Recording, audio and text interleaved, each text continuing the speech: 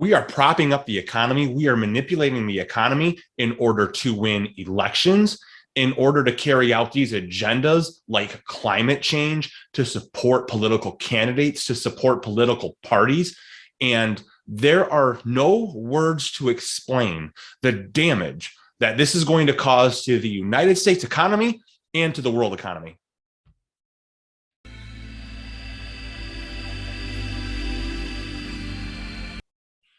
Welcome to another edition of Wealthy and Wise Wednesdays, my weekly podcast where I share a few words of financial wisdom to help put you back in the driver's seat of your financial future.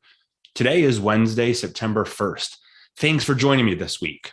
Now, remember, if you like this channel and you like this financial content that we bring as a matter of financial education and increasing your financial literacy, remember to like this YouTube channel, drop a comment below and subscribe, and also click the notification bell. That way you're notified anytime we upload new content.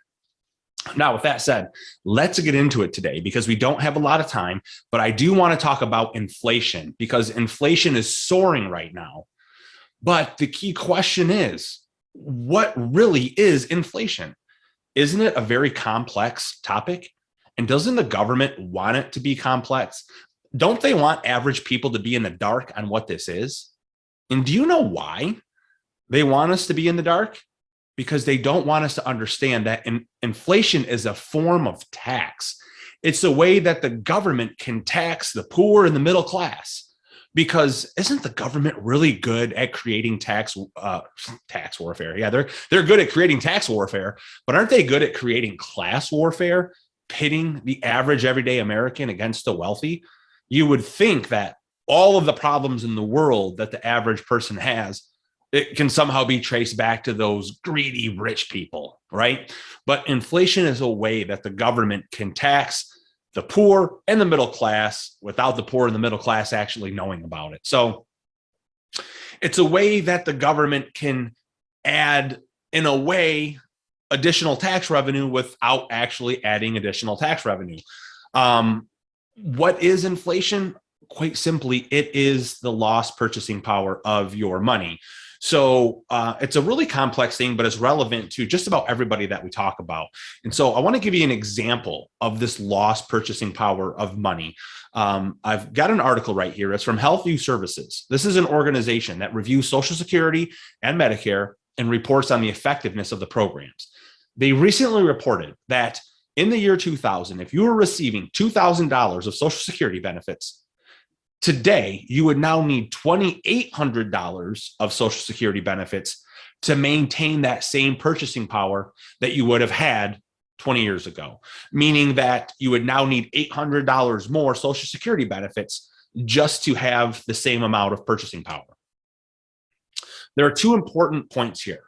First, this time period, 2000 through 2020, this was a period of relatively low inflation. And we even had deflation in a few of those years during the Great Recession in 2007 and 2008. Now, how is inflation defined in the dictionary? Again, let me give it to you. In economics, inflation is a general rise in the price level of an economy over a period of time when the general price level rises. Each unit of currency buys fewer goods and services. Consequently, inflation reflects a reduction in the purchasing power per unit of money, a loss of real value in the medium of exchange and unit of account within the economy. Now, the opposite of inflation is deflation, which is a sustained decrease in the general price level of goods and services. Now, the common measure of inflation is what? The inflation rate, the annualized percentage change in the price index. They measure that with what they call the CPI, the Consumer Price Index.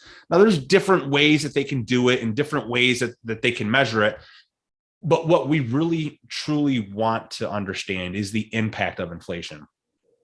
So to understand that impact, let's look at a time period in the past where we had excessive inflation.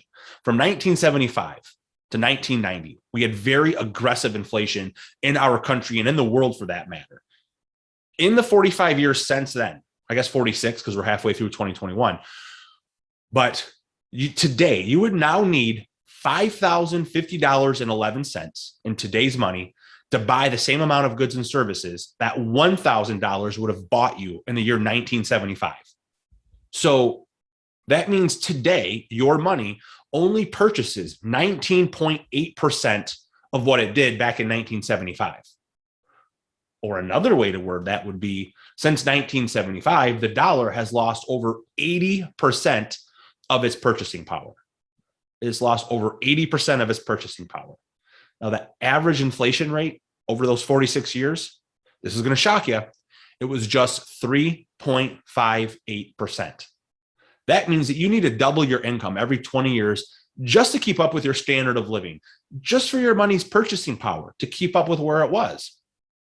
So even at only 3.58% average inflation, retirees would need to double and then another half of a double increase during their life expectancy to maintain their purchasing power if they retired at 65 and lived another 30 years until they were 95. But let me ask you this. What happens to the quality of your retirement if you retire in 1975, which, by the way, the average inflation rate that year was 9.13%. So what were to happen if you would retire as if it was 1975, inflation was at 9.13%, and then live the next 15 years during a period of very high inflation? What's going to happen to your standard of living? Okay. Are you going to be able to keep up? So what's happening with inflation today? Because it's now reached 5% for 3 consecutive months. And this is the first time that's happened since the Great Recession in 2008. So are we creating another time period that we're going to see rising inflation like 1975 through 1990? Is that what's happening today? Is that what the Biden administration is doing? So let's review a few things and see if we can figure out what our government is currently doing. So I've got some notes pulled up here. The Federal Reserve's quantitative easing program created $120 billion per month. And that equates to $1.4 trillion of newly printed money annually. So Jerome Powell, Federal Reserve Chairman, he said that they would reduce or they would taper their bond purchasing in the years 2022 and 2023. But guess what? That's probably not going to happen. It's probably just lip service. You know why? Because President Biden said that he's going to reappoint Jerome Powell as Federal Reserve Chairman in 2022, and the administration would not have reappointed him unless he agreed to carry out President Biden's strategy going forward into the November 2022 elections. That means no reduced quantitative easing or rate hikes or money tightening strategies are likely to happen for a while. Okay. So if shutting down the economy causes a depression, they're going to print more money. If the stock market crashes 30 or 40%, they're going to print more money. If the municipal bonds collapse because investors are not confident in the financial stability of these states or these municipalities that they invest in, so if municipal bonds collapse, the government's going to print more money. If our economy continues to struggle because of the COVID-19 Delta variant, if we see more economic shutdowns, if we see more lockdowns, how are they going to get their way out of it? They're just going to print more money. And in fact, there are many pundits out there who they assert that the COVID-19 pandemic is simply a cover-up, that they've blown this out of proportion on purpose to cover for the fact that the world was on the verge of an economic and financial crisis, allowing governments to take more control and turn on the printing presses like crazy to print their way out of it. Indeed, over the last 18 months, since March 2020, more than 25% of all currency, of all U.S. currency, has been printed. 25% of all U.S. currency has been printed in just the last 18 months. And guess what? There used to be safe havens to try to escape this inflation and try to escape the things that the United States are doing. But guess what? We've sold the Kool-Aid to the entire world. So central banks and countries all over the world, they're doing the same thing. They've printed over $27 trillion in stimulus since March of 2020. And there's going to be trillions more for infrastructure, for climate change, and many, many other things. We are not allowing the economy to heal itself.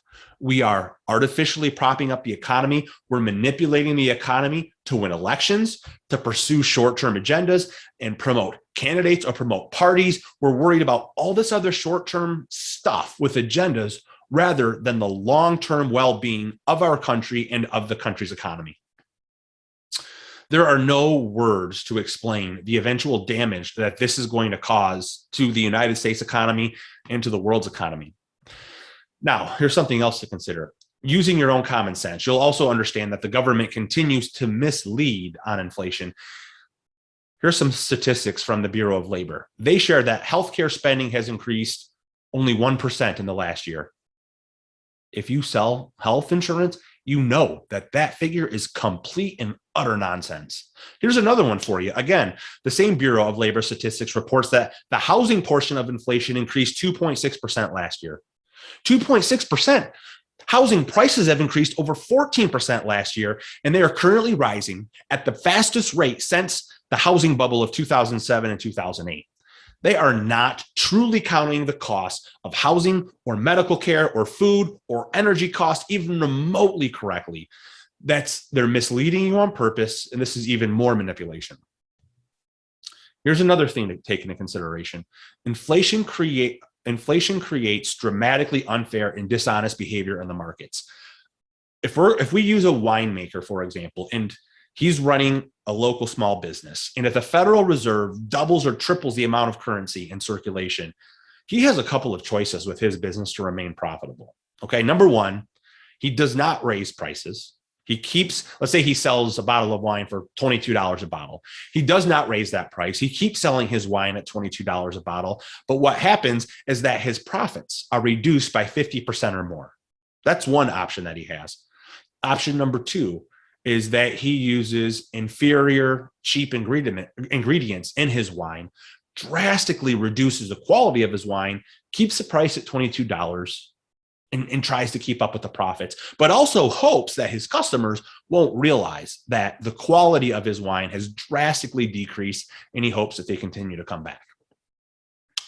The third option is he increases a bottle of wine, the price of that from $22 up to $44, and hopes that his customers don't get mad at him and will continue to buy his wine because they appreciate what he does for them. But the problem with increasing prices like that are there are going to be other winemakers out there who don't have that same moral integrity, who will not have as much pride in their product and will use inferior ingredients and not have that same kind of integrity in the way that they operate.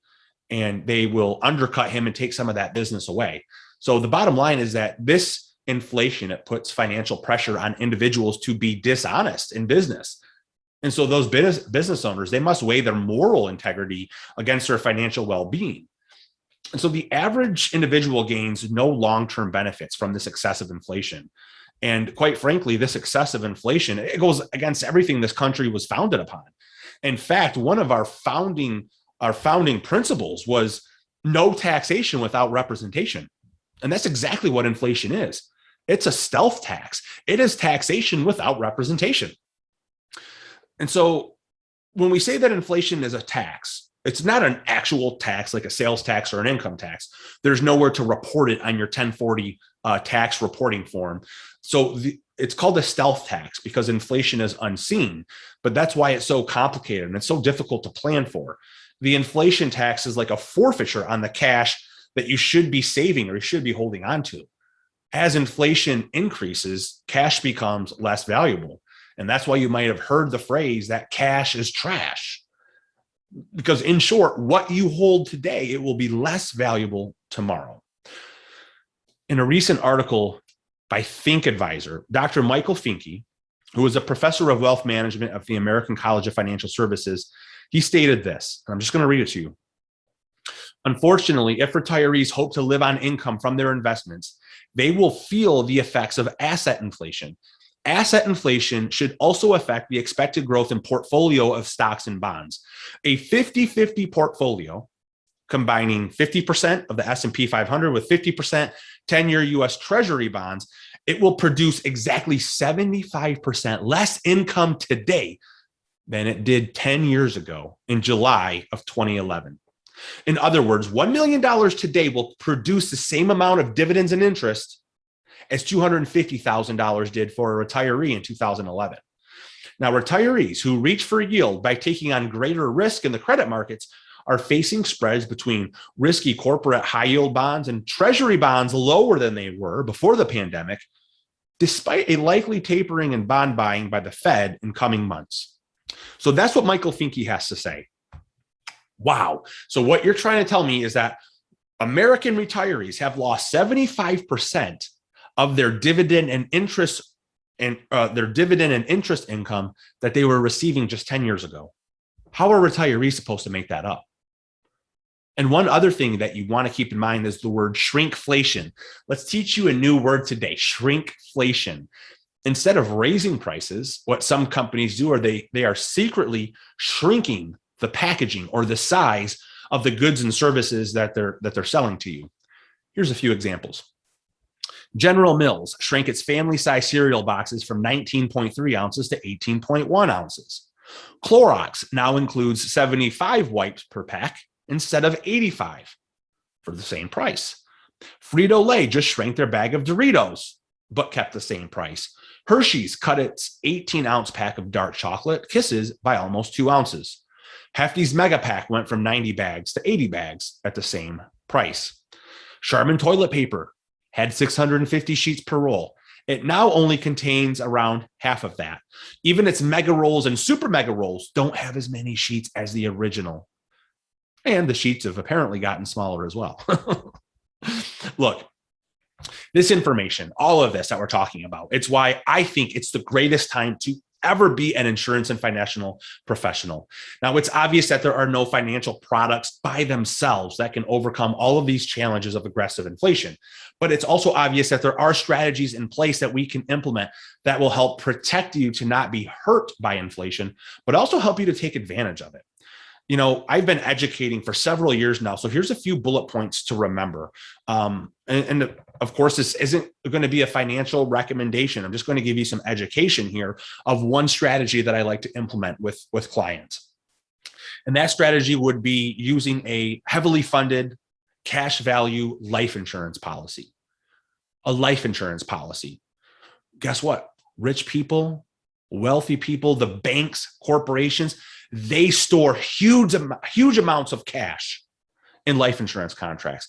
In fact, I recently did a video that showed that the top banks in the country have about 50% of their cash reserves stored in these cash value life insurance contracts. Here's why.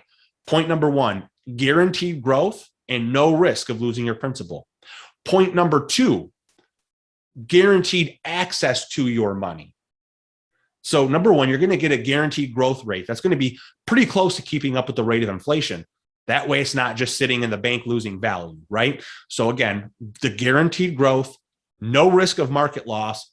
Point number three then is guaranteed access to the money, because guess what? The governments, as they're tampering with the money supply, we have just seen more and more volatility over the last 20 years, some extremely high highs, but also some extremely low lows. Just imagine the next time that they do something stupid and the markets crash, instead of you having to be worried, what if you had a portion of your assets in a cash value life insurance policy, safely growing at 3, 4, 5%, but now you could access that cash and buy into the stock market or buy into the real estate markets when those markets are severely depressed in value because of the government's screw ups or because of the bank's screw ups. There could be some amazing deals out there, and you can only take advantage of them if you have access to cash. Point number four, reduce or eliminate income tax liability. Point number five, leverage. You are using pennies to buy dollars. It makes the use of your money more efficient and more effective. And how do we do that? This is $1 doing the work of many dollars. These dollars will benefit you if you die too soon. They'll benefit you if you live too long. They'll benefit you if you have a catastrophic illness, a critical illness, if you need long-term care, if you want to supplement your retirement income, tax-free. All of these different uses with the same dollar. One product can handle all of these different curveballs that life may throw at you in one account with access to cash, just waiting. So, what do you think? Have you learned more about inflation than you ever hoped that you would? I hope not. If this continues, this item of inflation is going to become more and more of a concern for every American going forward. So I want to make sure that I'm able to help my clients be in control during those times instead of being controlled. So that's just going to kind of wrap up this week's talk here on inflation. I hope that it helped. Again, make sure that you like this channel, subscribe to it, share this information with other people. Again, my goal is to help my clients stay in control instead of being controlled by all of these forces of inflation, government, money printing, so on and so forth. So that wraps up this week's talk. And that's my rant. As always, thanks for listening.